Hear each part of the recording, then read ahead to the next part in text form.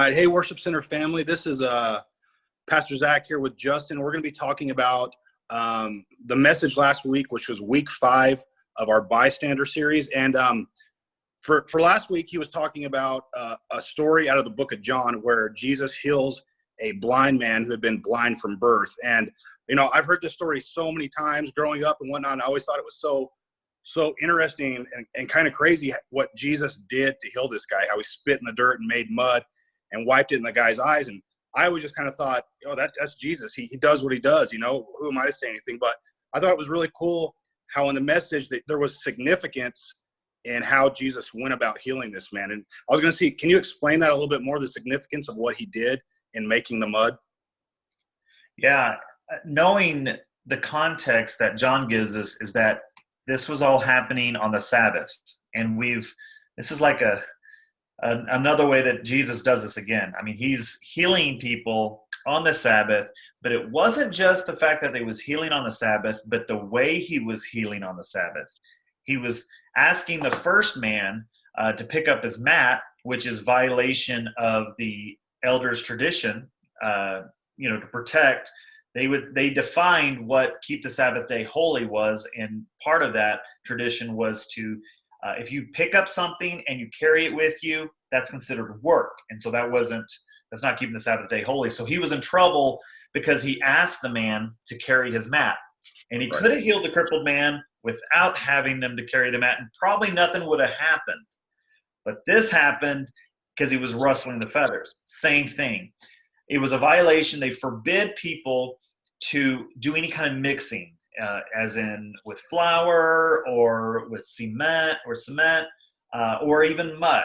So the fact that he mixed the mud actually violated the tradition of the elders to keep the Sabbath day holy, and he did it on purpose. He wanted to get a rise out of them. He wanted to show them that they've taken it way too far. And so that's why he got in trouble the second time, which I thought was fascinating because I read it when I was young. Right. Never kind of dawned on me until, when I read up on some of the laws that they had as called the tradition of the elders, mm-hmm. which kept them from violating the actual law. It was their interpretation. Right. I find it interesting how these religious leaders, they're so concerned with like breaking the law or the tradition for the Sabbath, and they don't really even focus on the fact that, hey, this guy was a lame man, now he's healed. Hey, this guy was a blind guy, now he can see. They focus on why did you do this on this day? I was wanting to see, can you clear it up a little bit for us? Why are these religious leaders so focused on what the day is and not so focused on the fact that, hey, these people have suffered with this their whole life and now they're healed from it? Like, why are they just so focused on how and when the person was healed versus that the person was actually healed? That's a great question. And I can try my best to understand, but I find it sometimes even difficult for me to understand, other than the fact that sometimes we can be so blinded. Religion can blind. Our political views can blind us. I think there's a lot of different things that are in our life that if we allow it to just become our paradigm, it blinds us from seeing something outside. I mean, if you are a staunch Republican, it's going to be hard for you to listen to even someone that considers himself a Democrat that may be speaking some sense.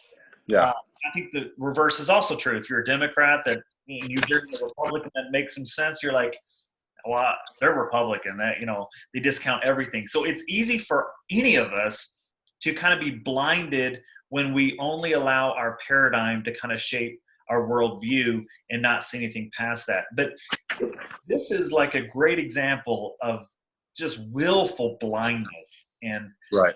I don't know about you, but it's scary because if that can happen to them, it can happen to me. And I want to keep constantly thinking, God, help me to see you outside of this paradigm. Help me to just not be stuck in this one way. Yeah, that's great. In the story you're telling at John 9:33, there's something that the blind man says that really just upsets these religious leaders. And the thing is, I find interesting is the whole time they're talking to him, they're basically, hey, I want you to tell me a lie. Tell me what I want to hear, okay? Tell me that this guy's a sinner. Tell me that this guy isn't the Son of God. Tell me what I want to hear. We're disciples of Moses. You're a disciple of this stranger or sinner, all these different things they said. But when the blind man says in John 9:33, he says, if this man were not from God, he could do nothing. And this one statement just completely set them off to the point where they kicked him out of the synagogue. Why do you think this one statement is the one that just completely upset them? I guess because it makes so much logical sense. Right. They're holding on to their paradigm. They're holding on to their belief. And their strong belief is if this man is from God healing on the Sabbath, then obviously we got it wrong. And to admit that I was wrong, I think is difficult for any of us to do. Yeah. And we would be willing to lie or to skirt around the truth, or would do whatever is possible to make sure that we're not proven wrong. And that's just pride, right? That's just arrogance. Yeah. And the first century religious leaders definitely dealt with that. But I got to be honest, I can deal with that in my own life, where if someone's trying to prove me wrong, I'm like, well, Yeah, I'll just kick you out of my house. Yeah. I'll kick you out of this conversation. Right, yeah. I guess it was easier for them to end the conversation than try to argue when they had no good points to make. Right. One last question I have, and this is a quote you used in your message this weekend. You said, I don't have to understand everything to believe something. I was going to see, how can you relay this quote to what we're facing right now as a country, as a church, with everything that's going on right now in the world? Man, what a great question. I think oftentimes circumstances have a shaking effect, right? Circumstances and things that we encounter tend to shake us to our core. And I think this is one of those areas. I think there are many of us who maybe believe that something like this could have never happened. Like, surely a virus that started in China, we have a good enough health system. We've got enough, things in place that would protect us, that this could never happen. There's probably a lot of people that had these beliefs that were really shaken to the core to realize that, no, it can happen. And in regards to this, just because you believe that it's not going to happen doesn't necessarily mean that it will. That it won't ever. So the fact that something like this can happen really makes us take a step back and rethink and relook into, what do we actually believe? And though we may not be, it's just showing us that we are living in a world that is fragile. Our lives are fragile. And these things, as safe as we can try to be, you're fighting against an enemy that's microscopic. How do you do that? We can fight a terrorist, we can fight a war, but what about an enemy that's microscopic? And it really shows us how fragile life is and how we're really not in control. And we need to take a step back, relook at God, and say, God, I may not understand everything, but I believe that you created me. And I believe that you are an author of life. And so I just want to seek you out and at least have the intellectual honesty to go on a truth quest. The intellectual honesty to be like, instead of listening to somebody on YouTube that had a great point that convinced you not to believe in Jesus, to really go on that truth quest again, because there's been myriads of people, time and time again, that started off atheist, but then went on a truth quest and arrived at the conclusion that Jesus is the Son of God. Right.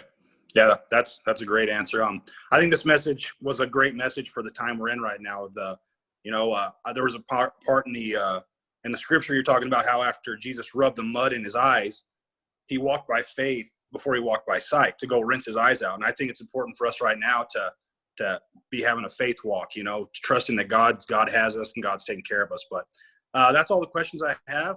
You have anything you'd like to add, Justin? No, man. I think this week will be really interesting. You're not going to want to miss, as we talk about the next to the last sign, the sixth sign, and you're just not going to want to miss it. It's going to be really good as we talk about the sign that shook the community so much that it made the religious leaders go on the attack. And so I don't want to ruin it for you. You'll have to check it out. All right. Well, I'm looking forward to it. Thanks so much for hanging out with us. We'll see y'all soon. Thanks, Zach.